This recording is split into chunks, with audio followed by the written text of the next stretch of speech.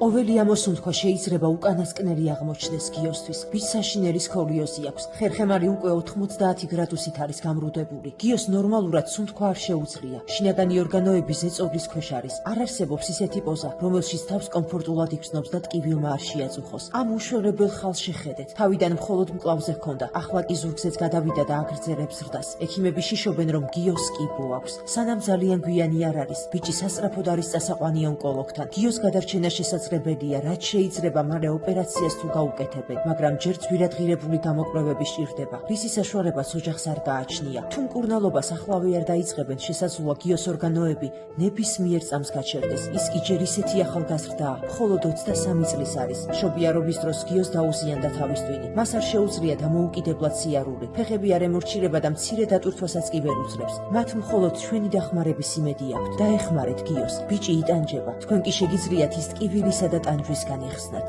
გადარიცხეთ ნებისმიერი თანხა ჩერნოვეცკის ფონდის ოფიციალური საიტის მეშვეობით.